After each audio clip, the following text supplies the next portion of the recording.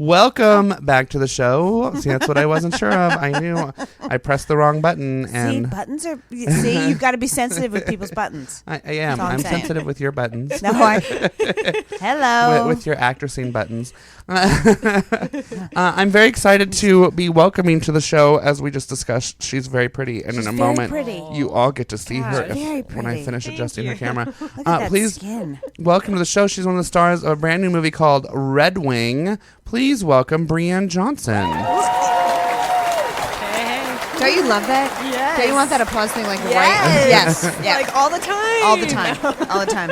Breann, tell people, let's start with who you are. Because I know I'm trying to adjust your camera and yeah, no problem. It's only my name's Breann Johnson, and I star in a movie called Redwing, and I'm really excited about it. But tell people, it's with Bill Paxton is in it, and Luke Perry. Yes, he plays my husband in the movie. Wait, so which one does? Luke Perry does? Luke Perry's my husband in the movie. Stop it. How was that? It was interesting, and he was a really interesting actor. Did you grow up watching 90210, or are you too young for that? I was a little bit young for that, but I did catch a few episodes. Okay. So I everybody loves him for 90210. Yeah, that's what I mean. So, but you kind of every time I say Luke Perry, even way back, he was in the original Buffy the Vampire Slayer. Yeah, so that was like. Now you're just aging yourself. No, I didn't see it. I didn't see it. But even my husband was in it. But that's even is that why Buffy? But even Buffy came out after 90210. Like he got it. That was supposed to be his big transition into movies. Oh, really? Yeah, and then it didn't do so well, and it was actually a total bomb. Right. But then they picked it up and turned it into a cult TV show. TV show that ran for 17 years. Because I think they made it a little more serious as a TV show, I have no idea. And campy. I don't know. Back to Breann. Come on. Focus, Bob. Yeah, where are my keys? I'm supposed to have keys here to dangle whenever Romy gets us off track. Yeah. But Luke Perry. But so you didn't really understand what it was like having Dylan Walsh Dylan McKay. I have no idea what you're talking about. That was his character on 90210. I'm very young. It was Brandon was Luke Perry was the other one, and Jason Priestley. Thank you. Oh my God.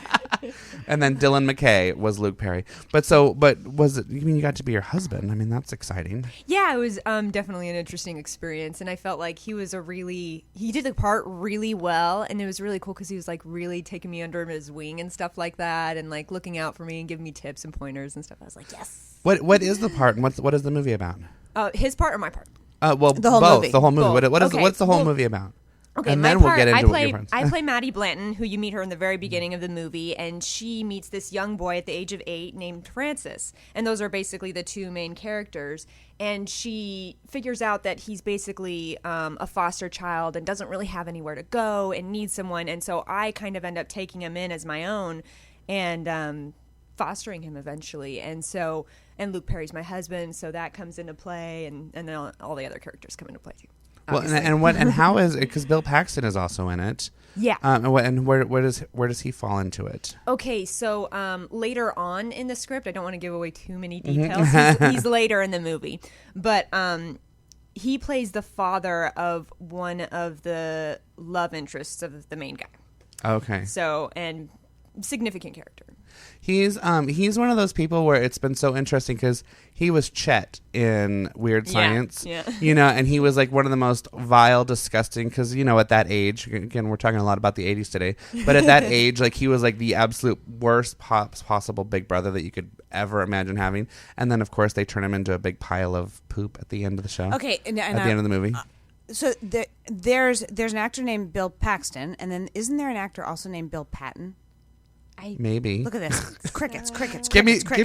Where are my keys? Give me an IMDb. Where are my keys? No, because I'm just trying. I'm but IMDb. but Bill Paxton, who then has gone on to have like this amazing career, and Titanic and everything else. Well, and that's Bill Paxton. His most recent thing I'd say is Hatfields and McCoys, which he actually got nominated for a SAG award for. And Twister was like, I remember Twister. That was awesome. I just think it's so interesting that he's ended up having this amazing career when that character of Chet was like such a I never want to see him again. A dick. No, and you've been acting for a while. Did you always know you wanted to be an actress? I did always love acting, and it was mostly theater. Like when I was growing up, like my first stage play was at age 8, and I did, on and off, all throughout high school and college and stuff like that. And then it just dawned on me, I want to be like an actor in film. Like, I want to try it. And so I convinced my husband to move to LA. Oh, and he did it. where'd you live? Or where were At you? the time? Yeah. We were in San Diego at the time. Oh, okay. So it wasn't like you were. I mean, You weren't coming from Ohio. you can still right. It would still go home. No, you can it still go wasn't home. a huge move, but No, but it's still significant. I mean, it to kind of pick up your life any time. But I'm sure that for your husband, you can always go back home. You can always, San Diego's not that far. Well, and I mean, it was a good time in our lives as well because he had just finished his bachelor's degree and stuff like that. I was just going to start looking for a job. So I was like, okay, look in LA. Oh, nice. And he did. And so I could have my dreams come true too. Well, and he's got to be thrilled that you're doing so well. Yeah. He's really, really supportive. Oh, that's I couldn't nice. have asked for a better husband. We love hearing that because that always seems to be the rare thing.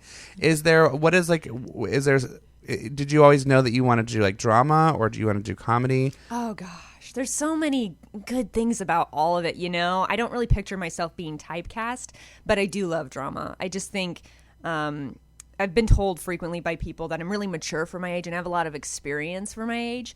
And so I think that's something I can really tap into really easily because I can play characters that are typically out of a young 20-year-old's norm. You know what I mean? Actually, this character, Maddie, is actually like by the end of the script she's about 30 or 35 and you can tell I'm like young 20s so it's helpful to have that experience.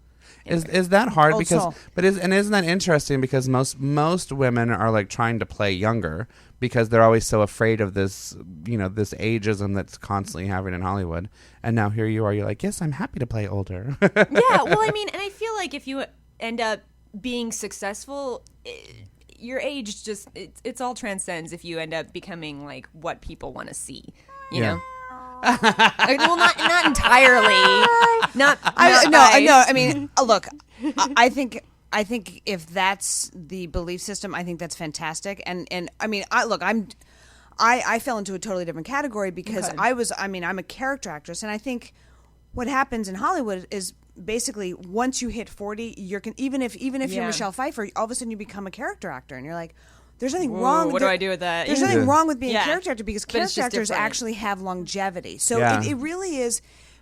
What it is also in the casting because a 60, 70-year-old man can all of a sudden have a 30-year-old wife. And you're like, well, wait, what? Yeah. Now, it can happen in reality, but when you're sitting there and you're watching it and it's trying to be life imitates art or art imitates life, that's where it gets weird. But I do think that even for women, who are very successful, I've got friends who have been nominated for Academy Awards, so on and so forth, and now that they've hit 45 or 50, all of a sudden they're the so-and-so's grandmother, and you're like, what? Wait, what? Yeah, I didn't mean like 45, 50. I meant like more like the 20s to 30s range. That's about. No, yeah. But I mean that. But I'm saying that for leading ladies, what I think people fear, like, oh my God, I'm getting older. But the truth of the matter is, you just go into being a character actor, which has a longer life anyway. Yeah. So I think that the fear that ingenues have, don't worry about it. Yeah. It's like if you're good, that's what prevails is talent. Do you know what I mean? Yeah, well, that's what I felt like. So hopefully that'll be the case. Yeah. Yes, no. I'm sure it will be. And what's great is that you've got an old soul, so you could, be in a right. That's in a high ponytail and play 20. Yeah, it's easy to go back in age, exactly. but for girls that are immature trying to play older, I feel like that's tricky. Exactly. And you can tell, and that's great. Not fun. No, and that's a great compliment. Have you worked with anybody that you've sort of pinched yourself? Pinched myself? Yeah, been like, I can't believe it. When Bill came on set, he gave me a hug and he's like, "This is a really good part for you." I'm like, "Yeah, thank you." I was like so excited. Is this your first sort of like really big starring role? Yeah, it's the lead, and yeah, it's my first big baby. I did have like a small supporting role in another feature film called The Appearing, which is like a horror flick, and I was the news reporter reporting all the missing girls. So that was fun. But this is sort of like the first. But this is the like first my big baby. One. Yeah, this is like. Did you have what was it like Nice. the day? What was it like the day you got the call and they told you got the part? I was so happy. I mean, it was very exciting, but at the same time, I felt like I've got a lot of responsibility now because when I read the script, I'm like, this, is just such a great role and such a great part, and she goes through so much, and I was like, okay, I really got some preparing to do. Yeah. So at the same time, good, but responsibility. Because do you ever go through that too, where you're like you're so working just so hard just to get the part that you forget that once they hire you, you're like, oh, the real work begins. Now I've got to perform. Well, for me, I mean, that's the fun part for me.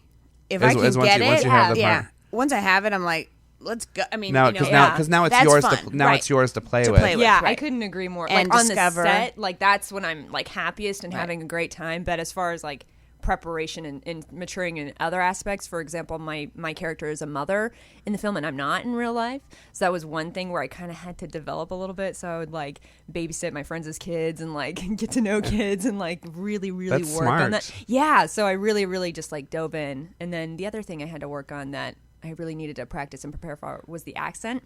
It's a Texas film, and so I had a Texas accent. And yeah, and which is if really you're hard. from the South, it's very specific, exactly. and they can hear it. Yeah, so if you don't get it right, can. yeah, and there's different parts of Texas.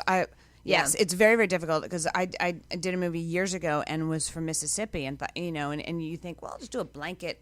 Southern accent. No, there's no. So you can't specific. average the Southern accent. Right. There's New Orleans, and then there's like, there's Texas, and there's Dallas, and there's Austin, and there's it is. They are. Yeah. Well, I was lucky enough to have a director that's from Texas, which is great. So if I ever got some stuff wrong, he would be like, "No, it's this way." But that's thank you. That's what I need. Thank you. But how great is that? Because when you're working and if you're concentrating on, oh my God, how do I say that? Am I supposed to be more nasally or whatever? Then you stop thinking about the work. So it's great that you can literally turn to someone and say, how do I say, Yeah, and like I said, Bob. it was a lot of preparation. So for like 2 months leading up to the film, I would talk in my accent like the whole time. And it was great because I would run into real Texans and then they would give me tips and stuff like that. And That's I'm like, fantastic. Yes. So by the time it got to the movie, I could turn it on and off like a light and switch. now you've got that in your exactly. in your tool belt, as we and say. It's so funny when I go to Texas, it turns on its own. Like I'm like, oh, does it? Yeah. Are you good at accents? Are you good? Do you have a good ear for them? Yeah, I think I can hear them well. I think some of them are easier to pick up than others. So I mean, they all take preparation and time. But I think I could pick up any accent if I had enough time to work on it. Like even like an Australian or a British accent, because that's always I'm always amazed when you have somebody like. I hate to say it, but like when Gwyneth Paltrow can do like a British accent, and she's completely believable. Like when you watch like Sliding Doors or something, like you really believe that she's. And to me, that is a sign of a good actor, because then the reverse of it is there's nothing worse. What was that Brad Pitt movie? It was Brad Pitt and Harrison Ford, and they were supposed to be like Irish, and it was like the devil or something. Balls. Devils. No, it wasn't the devil thing. It was the Harrison Ford, because the devil one was Meet Joe Black. That was no, it wasn't that. Right. No, but this happened. No, that was Death. Yeah, that one was Death. This one was Harrison. I am. No, you don't have to. If you want. You don't have to do it. But yeah, they were both supposed to have Irish. like these Irish they were accents. Irish. Yeah, Irish. And Irish is hard. And Irish you could also tell that, and I think this is also a problem once you become of a certain level. I think that nobody was coming up to them and wanting to be like, "Look, Harrison Ford, you need to work on this." There, I mean, and I know for a fact that on that there's a couple of wasn't it Devil's Advocate? No, Devil's Advocate was Keanu Reeves and Charlize Theron. Okay, you keep talking. Well, another bad accent. So there we go. That's probably why. Who? Wait, what? Wait, which? Whose? I think I'm Keanu like, Reeves. Which one? Where? Keys? Give me keys. Give me keys. Give me keys. Keanu Reeves. But there are a few accent coaches out there, and especially during that time that are the top. But there are certain people. That's why Meryl Streep's Meryl Streep. Obviously, not only her ability, but her ear is amazing. You remember my friend Rusty? Oh yeah, I mean, she's got an amazing accent, and so if I get a call and someone the Devil's says, Own. See, I was close. The Devil's it was Own, called okay. The Devil's Own. But and you said, you know what? It's a Russian. I'm like, yeah, I can fake my way through it, but it's not. Because there's a difference. It's not my gift. Where to someone who it is, they hear it, they can do it. I mean, it's like having a real ability to sing. Can I sing? Yeah. That's actually Am really I a similar, because you singer? have to Not have so a much. good ear for tone. Well, Singing, that's what I was and then you have wondering. to have a good Yeah. ear for hearing accents. I actually Right. have a really good ear, but I'd have to practice still. Yeah.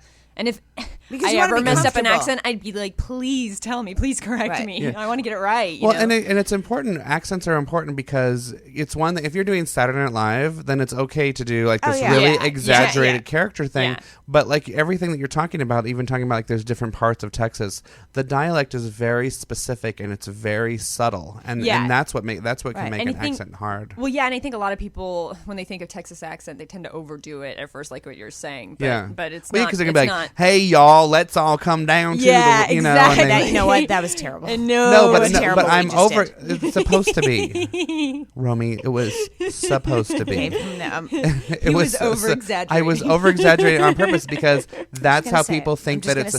Because nobody is brave enough to say it to you, and I'm going to say, stop. I'm not Harrison Ford. People are brave enough. So we're clear. People are brave enough. Now, where can people see this movie? They're released in select theaters, so check redwingmovie.com to look up a theater near you. There's going to be one in LA on October 18th. Yay. And I'm so excited. Are you do you know where? No, I don't know which one yet. They update the website as, they want to. So I just read Frances Fisher is in there, and she's an she's an amazing actress. So nice. Yeah, she's Speaking of Titanic, she was in Titanic too. She was so nice to me too. She was giving me compliments, stuff like that. Like, oh my nice, gosh. that's coming so from lovely. you. It's like, ooh. And how was it? You were shooting the movie in Texas in the middle of the summer. Oh, how was that? I couldn't have lasted, by the way. Yeah, it was hot. Yeah. Yeah. Like, I didn't used to sweat before, but when I came to Texas, I tried doing something brilliant, which is jogging in the middle of noon, in the middle of summer in Texas. That was a great idea. And my whole body was slick. And it's like my body learned how to sweat down there. And I just learned how to drink tons of water. And cold water. I learned to love cold water, too. I normally don't like cold water. Love it. Yeah. I could have been your sweat coach because I'm an expert at sweating. So if you needed to learn how to sweat, I could have absolutely taught you to do it. That's an excellent job. Please. I'd be a sweat genius. coach. I'm going to be a sweat I coach. would be an expert without question. And you're also from Spokane, Washington. Where did that come from? I was born there. That's where my sister lives. Oh, my sister cool. and her family live in Spokane. I was an infant, so I don't remember it. Oh, you didn't stay there very long? No, I moved around a lot growing up. But I would say Washington is like my home state-ish. But like I said, moved around a lot. Yeah. So you moved around Washington or just all Washington across the and country? some other areas. So I lived in Olympia, I lived in Spokane, and then in other places I lived in Hawaii, and then I lived in Korea for a teeny bit of time. I don't remember it. I was really young. Army? Yes. Yeah. Mm-hmm. Yeah. So, and then there's a little bit more. I don't remember. Right. But. Okay, no, wait. And then to San Diego. Yeah, but that was on my own. Oh, okay. For college. I'm going to rattle some keys because I have the most exciting thing. What? This is the most fabulous piece of trivia that I just read on your page. Your mother went into labor during a Huey Lewis concert. Yeah. Oh my God, that's true. fantastic. Are you? My mother started labor love with me. That so much. Huey I Lewis would concert. probably go into labor at a Huey Lewis concert just so we're clear. My very first cassette tape I ever owned was Huey Lewis and the News Sports. Now wait. Talk about dating yourself. A cassette. Is that 8-track? No, it was a cassette. It was a cassette. That is like the most amazing story. Isn't that funny? But she didn't give birth to you at the concert. She was able to get out of the venue. She just started there and then. Yeah. Did she ever get to go back and finish the concert? Like, did she ever get to see them again later? No, but they put her in a newspaper there. Did they? So yeah, and she kept it and put it in my baby book, and so that was what a great. You got to take her. Like he just did a tour this last summer for the 30th. Did? Yeah? It was the 30th anniversary of sports. Don't even know what that is. It was the album, the cassette tape that I got. Oh, okay. See. Which means that I was 9 years old when it came out. But that would be a great thing to take your mom to, to take her to a Huey Lewis concert. That's a good idea. Yeah, exactly for a birthday. If she's listening, she's welcome. So, but I think wouldn't that be a fun thing? I just think that would be. Her birthday's coming up. So. Don't you always love that idea? Like when I always think if I had kids, that I would want to make sure that my kids knew the music. You know, I mean, because you're kind of instilled. The classics. Well, yeah. Not the classics per se. Oh, okay, maybe not. Sorry. I don't want to think of Huey Lewis as classic. I'm sorry. No, but I mean, as the love, but stuff that I would want. My kids would know Madonna. Trust me. If I had kids, they would know Madonna and Olivia Newton-John. Oh my God. There's so much. There's so much there. I don't even know what to say. Let's get physical right now. I do. And are you still a vegan? Yes. Yes, I've been vegan for over 2 years now in my diet. Yeah. God, congratulations, because that is not easy. No, it wasn't at first. It took me a few months to really get used to it, and I would get these weird cravings like macaroni and hot dogs, which isn't that good in real life, with a normal diet. So I don't know. Anyway, I would get these weird cravings. But then after I figured out, a couple really good meals that are vegan, substitutions, and yeah, and the substitutes and stuff like that, then I was happy. Is your husband vegan too? Yes, so that makes it easier. Definitely. his dad turned us loose on it with a book called The China Study. Have you guys heard of it? No. Do we want it's to? by Colin T. Campbell. Okay. Anyway, so we read that book, became vegan, and then Were you already a vegetarian? No. Oh, so you went full. Well, he went like cold turkey in a way, and then for me, I would be vegan like the whole week, and then I would go out and eat a meal of whatever. And I used to get these really bad migraines before, so when I was doing this once a week thing, I would get a weird headache coming back, and I'm like, what is going on? This is so weird. A couple days later, that would happen like every single time, like clockwork. And so I was like, I'm just going to go, a couple weeks, just go for it and see what happens. And I haven't had a headache since. Yeah. Wow. For 2 years. Yeah. It's amazing. And to me, that's pretty it indicates it was obviously something I was eating before. It's amazing how many preservatives and all the various hormones. A friend of mine is actually working on a documentary about the food industry, cool. and I would love to hear about that. I think now What's it called? It's based on a book, and I wish I knew. Okay. Natalie Portman is the executive producer, but when he was telling me story about certain things, it definitely causes pause. I know there's so many things. There's so many things that I don't want to know. I'm definitely the way my body operates. It does operate much better on animal protein, and even though I almost have to turn off my brain sometimes, it's just where you choose to buy that and so on and so forth is matters. But I highly respect and admire people who go vegan because it's it's a lifestyle. It really is, and once you get used to it after the first few months, then it's it's pretty easy because then you learn the cool restaurants to go to. Like my husband and I, we love Veggie Grill, and we right. I actually enjoy the Veggie Grill. I'm not even a vegetarian, but and those substitutes taste pretty good.